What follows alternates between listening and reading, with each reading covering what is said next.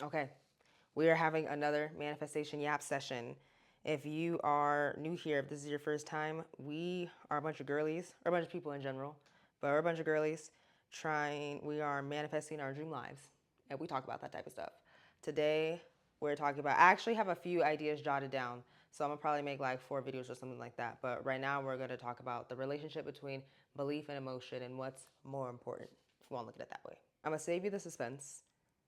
Belief, before we even get started, that deep, that like knowing type of belief, I think is more important than anything. I do believe that it trumps anything.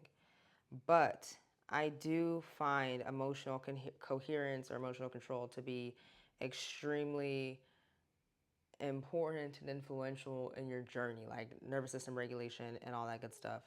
And I look at it this way, right? Think of it, I have like 2 analogies. Think of the first one like belief being like a signal tower, like a radio tower. It is always broadcasting your signal. It is always broadcasting your belief. Doesn't matter how you feel, doesn't matter what's going on. What you believe is still always being put out there. The emotional control or emotional coherence, I think, would be more analogous to like tuning into that station. Like, how clear is the signal? You know what I mean? You're always broadcasting, let's say it's like, I'm worthy. You're always broadcasting, I am worthy.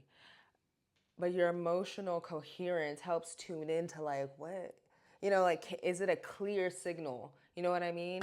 Or like, I saw this one analogy, belief being like the boat, like if you're in water, and like that boat will carry you the whole time. It doesn't matter how you feel, it doesn't matter whatever, like that's still, you're still going to get to point B, from point A to point B. But your emotional coherence is like the waters and the weather. Like, how often are you booted off course and you have to get back on? How stormy is it and windy is it, hot, cold? Like, your emotion is your internal GPS system. The body never lies. And that's what's been bringing me a lot of pieces, going even more into the body and realizing like, wait, I can really tap into some stuff here. But that's another video. But my point being, your emotion and how your body feels is your GPS system. And following that will guide you on the path of least resistance, meaning, and all the path of least resistance is a fancy way of saying the easiest path. And I will take you on the easiest path from point A to B. You'll get to point A to B regardless because you're on the boat. You're on the boat of belief. But how that journey looks is where that whole emotional state comes in. That's why you can manifest all types of stuff in shambles. I've manifested all types of stuff in my life in shambles, not even realizing it. Like, now I'm looking back in hindsight, I didn't even know anything about this then. But now I can see why, like, anything that I stood on, that's the same, going back to that same video where I say, like, stubbornness is a great personality trait and manifestation. Is anything that you're standing on, like, bro, I don't care, I'm 10 toes down on this, this is happening or this is not happening, anything you're dead ass about happens. It doesn't matter your emotional state or anything. And so think of it that way. Think of it as like, your belief obviously is still, or in not knowing to the best of your ability, is the most important, if you want to word it that way.